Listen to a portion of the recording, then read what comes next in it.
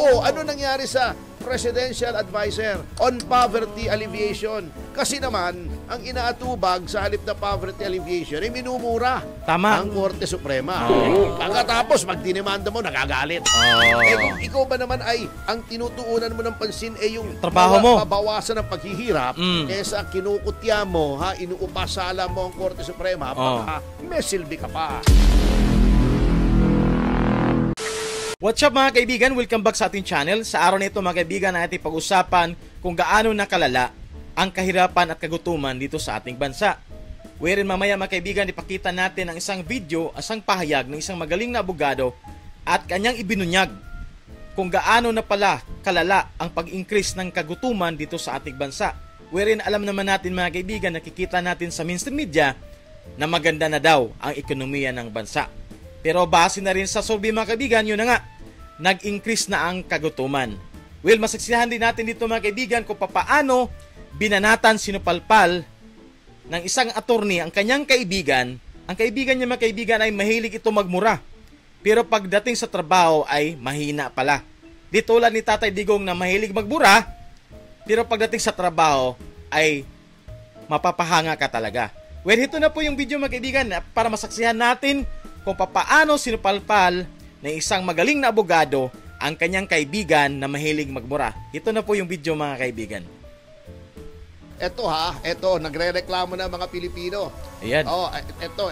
I-address natin to kasi di ba matagal na nating sinasabi, tagalin na yung Presidential Advisor for Poverty Alleviation. Oy, sino yon? Kilala niyo ba yon? Dapat nga tanggalin siguro kasi wala namang ginawa. Si Larry Gadon. Ayan. Kasi hindi na naman na-alleviate ang poverty. Okay. Walang silbi. Okay. Poverty lang niyang na-alleviate niya. Wala daw silbi. Ang kahirapan niya lang daw ang na-improve, hindi yung bansang Pilipinas may gulay. Eto baka sabihin na sinisiraan ko lang si Larry Gadon. Walang personal dito. Ito ay batay sa pinakahuling survey. Survey. Sa pinakahuling survey. May 11.9 milyong Pilipino na nagsasabi. Ito yung self-rated poverty. Na nagsasabing sila ay mahihirap. Grabe. Mga purdoy. Tumaas. Yan. Noong huling survey, noong Abril, 42% lamang ng mga Pilipino ang nagsasabing sila'y mga mahihirap. Ngayon, 45% na tumaas. Uy. Ano nangyari sa poverty alleviation? Hindi na alleviate ang poverty. Diba, My God, tumaas ng 3% mga kaibigan. pagka ang isang puno ay nabubulok na yung bunga, dapat nang utasin. Kasi walang silbi. Ano silbi? Sana marinig to ni Larry Gadon ang sinasabi ni Atty. Topacio, no? Pag wala na daw silbi, ang bunga daw, yung ang puno, pangit naman ang bunga, dapat naputulin. Oo nga naman, katulad pag magtanim ka ng mangga, tapos hindi naman namumunga, kailangan mo siyang putulin at palitan ulit ng magandang klase ng puno ng mangga. So alam na natin yung mga sinasabi ni Atty. Topacio. Kumbaga, wala ka namang silbi dyan, Atty. Larry Gadon. Hindi na pala siya attorney, no? Larry Gadon, kailangan ka ng palitan dyan or tanggalin. Yun ang ibig sabihin ni Atty. Topacio. Tuloy natin. Yung Presidential Advisor on Poverty Alleviation. Maling advice yata ang ginagawa. Oy. Meron, yun nga, ang nangyari. Noong Abril, 11.1 million lamang na Pilipino ang nagsasabing sila ay mahirap. Ngayon, dumagdag ng 800,000. So, April, May, June, July, sa 3 buwan, dumagdag ng 800,000 pisong 800,000 piso. 800,000 Pilipino na nagsasabing sila ay mahihirap. Hindi nyo pwedeng i-contest ito. Kahit anong datos ang ibigay nyo from NEDA na ang poverty incidence ay nabawasan kasi ito ang nararamdaman ng mga Pilipino. Tama. Pero yun na nga, attorney, ang ginawang basihan kasi ni Atty. Larry Gadon, ni Larry Gadon, mga kaibigan, di ba sana sabi niya dati, kung naghihirap ang mga Pilipino, bakit daming pumupunta sa mall, kumakain sa mga food chain? Hindi niya ba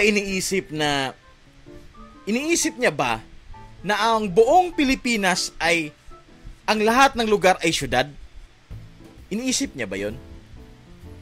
Dahil may nakita lang siya na ang mga tao kumakain sa mga food chain na mamahalin, gumagala sa mall, hindi na naghihirap ang buong Pilipinas? Bakit? Ang buong Pilipinas ba ay may mall? Lahat ba ng lugar ay syudad? Hindi naman. Marami mga sityo, mga barangay. Mayroon pa nakatira sa mga bundok. Tapos sabihin mong kunti lang mahirap. Ngayon, butata ka ngayon sa sinasabi ni Atty. Topacio. Before, 42% lang ang mahirap. Nag-increase ng 3%, 45% na. So from 11.1 million na mga gutom, ngayon 11.9. 800,000 ang increase. So ano ang ginagawa ng Presidential Advisor on Poverty Alleviation of the Philippines? Well, alam naman natin, trending to before. Kasi nga, binira niya ang Supreme Court. Supreme Court, tuta ng Duterte. Mahilig magmura. Well, siguro ginaya niya si Tatay Digong na magmura. Pero yun nga lang, may diferensya. Si Tatay Digong magmura, magaling sa trabaho. Epektibo. Siya nagmumura dahil sa pagmumura natanggal pagka-abogado. Tapos sa trabaho niya ngayon parang walang ginawa. Kaya sabi na nga ni Atty. Topacio nga, kung isang puno hindi namumunga, kailangan na yung palitan. Di ba? So yung trabaho niya hindi niya nagawa, mga kaibigan. Tuloy natin. How can you argue doon sa nararanasan mismo ng Pilipino? Parang sinasabi mo sa akin, attorney, masakit ang ngipin ko. Sabihin ko sa iyo, hindi, kala mo lang yan. Pwede ba naman yun? Siya yung may sakit ng ngipin, baka ikipag-ari ko, hindi. Sabi niya, hindi, ako po ay mahirap. Hindi ka mahirap, ikaw ay mayaman. Kalokohan niyo ko lang gutom eh. Ito pa. Speaking of gutom, ito siguro, nasabihin na naman ni Auntie Claire, ito'y sinurvey ng 11:45 a.m. bago magtanghalian, kaya sinasabing gutom sila. Siguro 6:45 ng gabi. Insert attorney, hahanap na naman ng lusot, hahanap na naman ng alibay. Maghahanap na naman ng alibay. Hindi pa naghahapunan. Kasi tumaas ang nagsasabi na mga Pilipino na sila ay nagugutom. Self-rated food poverty. Ito ay mga insidente ng isang sambahayan ay nagsasabing nahihirapan kaming makakain ng 3 beses isang araw. Nagugutom kami. Mula sa 35% lamang ang nagsasabi ng mga Pilipino na sila ay gutom. Naging 43%. Malapit-lapit na sa kalahati. Ano nangyari sa Presidential Advisor on Poverty Alleviation? Kasi naman, ang inaatubag sa halip na poverty alleviation ay minumura ang Korte Suprema. Pagkatapos, magdinimanda mo, nagagalit. Kung ikaw ba naman ay ang tinutuunan mo ng pansin yung trabaho mo, mabawasan ng paghihirap, kesa kinukutya mo, inuupasala mo ang Korte Suprema, baka may silbi ka pa. Eto ba? Sabi nitong Okta Research, ang matinding pagtaas sa food poverty o sa gutom ay nagpapahiwatig lamang na ang mas maraming mga sambahayan ngayon ang naghihirap, naghihikahos na makabili ng pagkain. Dahil kung ikaw ay nahihirapang bumili ng pagkain, may problema tayo sa inflation. Totoo. Kasi siyempre, ikaw, pag konti lamang ang pera mo, ano bang uunahin mo? Diba? Pagkain eh. Sa tiyan. Correct. Diba? Sa tiyan. Kung yung iyong sinasahod na nung mga nasa poverty level ay hindi na sapat para kumain ng 3 beses, isang araw, ay malaki na problema mo. Tama. Yan ang sinasabi ko. Pagkatapos, anong ginagawa ng gobyerno? Ha? Wala. Kasi sabi ang report ni Larigadon kang sa presidente, Mr. President, hindi naman naghihirap ang Pilipino. Nakita mo naman na niya dyan, no? Ang daming bumibili daw ng sasakyan, kumakain sa mga mamahaling restaurant. Oh, ganun ang basis niya. Kumakain sa Jollibee, McDo, lahat ng mga food chain dyan, mga pagkainan. Pero hindi niya iniisip, mga kaibigan, na ang buong Pilipinas, hindi naman lahat ng lugar ay may syudad. May mga lugar na sitio, barangay. Oh, pinuntahan niya ba yon? Nilapitan niya ba yon? Para makita niya kung hindi mo makita sa syudad ang totoong kahirapan ng isang bansa. Doon mo yan makikita sa mga liblib na lugar. Kaya minsan, bakit siya ang nilagay dyan? Wala namang alam pala sa kung ano talaga ang totoong kung ano ang totoong sitwasyon ng kahirapan ng Pilipinas. Kaya ito tuloy. Sinupalpal ka ng kaibigan mong si Atty. Topacio. Nangungurakot, napakaraming tao, sinabi na naman. Pagkatapos, para magkaroon ng karagdagang kita ang gobyerno, mag-o-online gambling. Kasi kailangan daw nila yung buwis nung online gambling. Sus, Mario Josep. Di ba ang sinasabi ko, kung kayo ay itigilan nyo na yung pangungurakot ninyo, hindi nyo na kailangan yung buwis ng online gambling. 50 billion lang daw. Hindi ko dinadaw yung 50 billion. Malaki yun. Pero ano yung 50 billion na yun sa daan-daang bilyong nakukurakot sa flood control project? Correct. Pagkatapos, malasado pa yung response ng Pangulo. Nagpapapogi, di ba? Tama. Nag-speech siya. Di ba? Sabi niya, mahiya naman kayo, 'di ba? Sabi niya, gaganon-ganon siya. Mahiya kayo. 'Di ba? Gaganon-ganon, 'di ba? Bago mag-iimbestiga daw siya. Nahihiya naman siyang pangalanan. Yun lang. Di ba sasabihin, hindi, nag-iimbestiga kami, eto yung mga... Correct! Nakuha niya na yung mga pangalan ng mga kontraktor. Mga pangalan, ha? Pero isang pangalan na may-ari, hindi niya binanggit. Kumpanya. Kumpanya lang. Oo, ito yung mga kumpanya. Di ba? Sinabi natin yung 15 kumpanyang pinakamaraming flood control projects. Pero ba't ayaw niyang manggaling sa bibig niya? Yan. Kung sino-sino yon. Sasabihin pa niya, di ba, doon sa press con niya. Wala bang investigative journalist dito? Oh my God. Ba't nagkagawa? Trabaho ba? Trabaho talaga ng journalist yan. Pero trabaho lalo ng executive yan. Correct. Na magpatupad ng batas. Executive ka.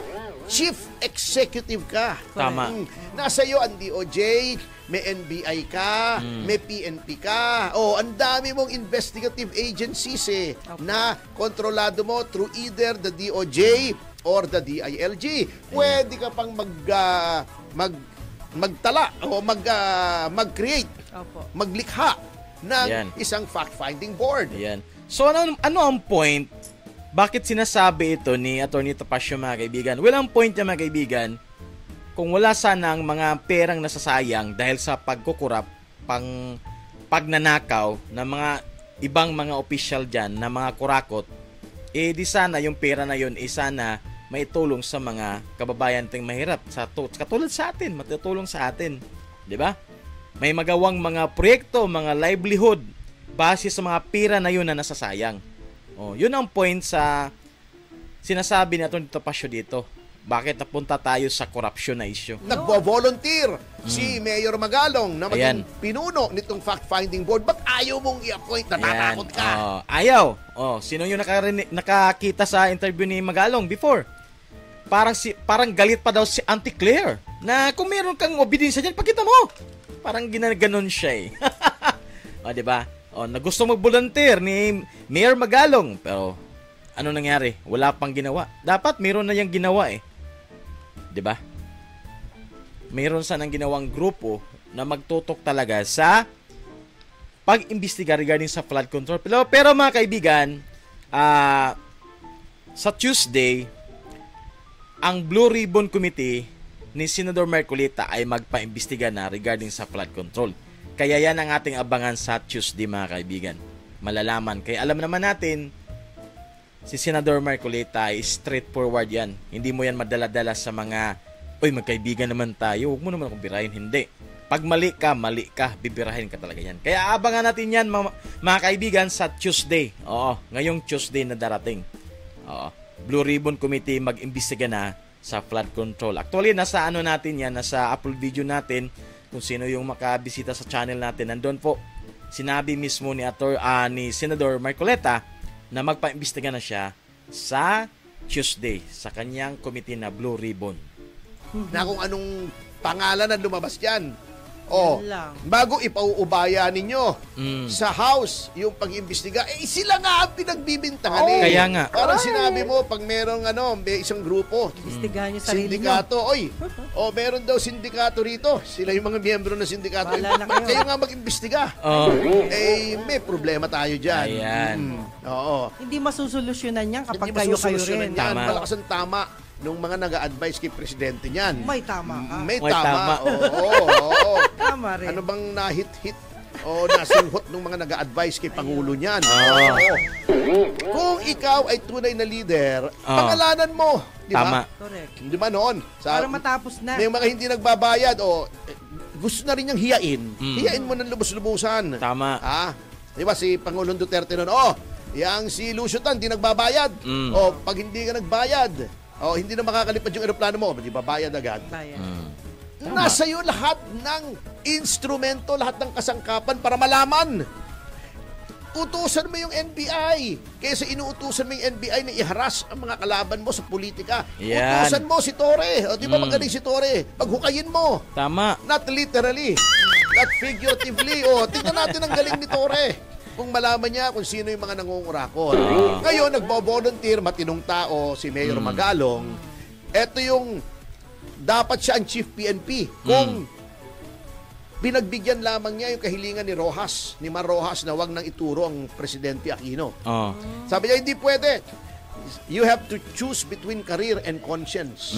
When you retire, your career is over, but your conscience stays with you for the rest of your life. Pinili niya ang katotohanan. Tinuro niya si Aquino. Hindi siya naging Chief PNP. Ayun. Sa mamasapat na yun. Yun, nagbo-volunteer. Sinabi niya no Sabado, I'm volunteering na ako mag-imbestiga. Bakit dead ma? Ay, sa Ayaw 44. nyo. Gusto nyo yung mga congressman na mag-imbestiga mismo? Gusto mo si Terry Don Magulo na na. mag-imbestiga? Na, Bata Ridon. ng speaker? Nagpapasikat yan si Ridon. Kaya nga tinanong ni Kong Tiangco yan Tiangco. Bakit dito pa tayo sa committee na to? Dapat diretso na tayo sa Good Government and Public Accountability. Doon na sana. Di ba? Sa committee ni Chowa, ba't doon pa kasi? Tama nga naman. So yun na nga mga kaibigan, ang kahirapan sa Pilipinas, base sa survey, sabi ni Atty. Topacio, ay from 42% nag-increase ng 3%, naging 45% na. Ayan. So, from 11.1 million ay tumaas sa 11.9 million. Ang gutom at kahirapan sa Pilipinas. So, yun na nga. Ano ba ang ginagawa ng taong naatasan sa pagresolba sa kahirapan at kagutuman ng Pilipinas na si Larry Gadon, Presidential Advisor on Poverty Alleviation of the Philippines. Wherein, first time lang to ginawa tong trabaho na to mga kaibigan. First time lang to. Wala naman palang kwenta. Sabi na nga ni Atty. Topacio, pag ang isang puno hindi namumunga ng maganda, kailangan putulin at palitan. Alam nyo na yan. Anong ibig sabihin kung kumbaga, nandyan ka sa trabaho mo, nandyan sa posisyon mo, ang trabaho na yan, wala ka namang ginawa, umalis ka na dyan. Palitan ka na. Tumaas ang kahirapan at kagutuman sa Pilipinas. Pero pagpakinggan natin sa mainstream media, maganda na daw ang ating ekonomiya. Pero base na rin sa mga private na mga survey, yun na nga, lagapak, tumaas ang kahirapan ng Pilipinas mga kaibigan. So paano nila madinayan?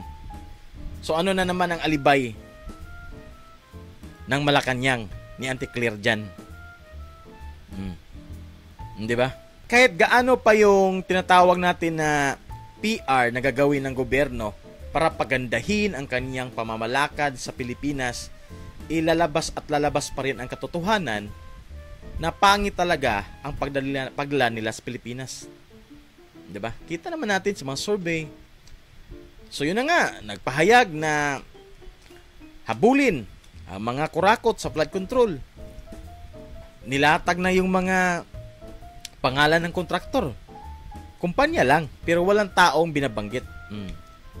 Kumbaga, takot pa rin ba pangalanan kung sino ang may-ari? Di tulad ka tatay before, mention ka talaga. Special mention talaga pangalan mo. O, lusyutan. Bang! O, bayad ng tax. Magkano binayad niya? 10 billion ba? 1 billion. O, basta man nagbayad. Ganun. Ganun dapat ang presidente. Wala Duwag Takot. Takot mag-mention ng pangalan. Siguro, baka ang daming mga friendship na involved.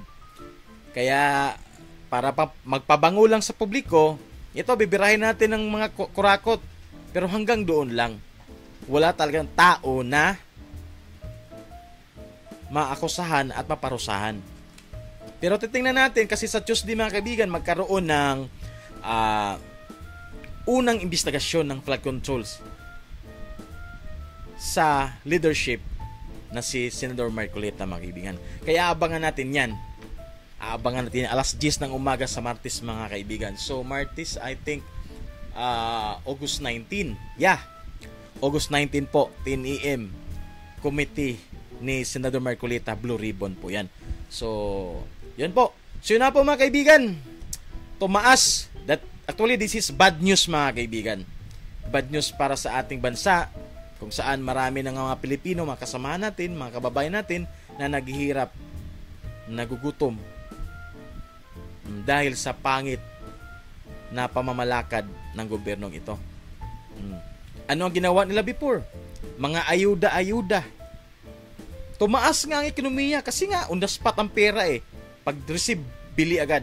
Kaya tumaas ang ekonomiya kasi bumili agad ng mga tao.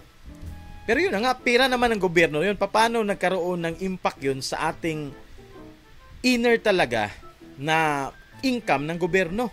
Wala namang income ang gobyerno doon. Kasi pera lang nila yun. So, ngayon, 2026, nabalitaan natin yung AKAP, wala na daw budget. Isa lang masasabi ko dyan mga kaibigan. Kaya yung AKAP, wala yung budget ngayon. Kasi wala pa namang eleksyon. Election ba this year? Hindi naman. Maybe sa 2028, baka babalik na naman yung mga ayuda-ayuda. O kaya yan ang aabangan natin mga kaibigan. Sa 2028, baka magsulputan na naman yung mga ayuda-ayuda niyan. But for now, wala daw ang budget. Kunti lang daw. Di ba? So yun ang video natin mga kaibigan. I hope nagkaroon tayo ng maliwanag na pagpapahayag at nag-enjoy kayo sa ating video. Huwag po kalimutang mag-like, share, subscribe po sa ating channel sa mga bagong nakakita na ating reaction video. Ayan po.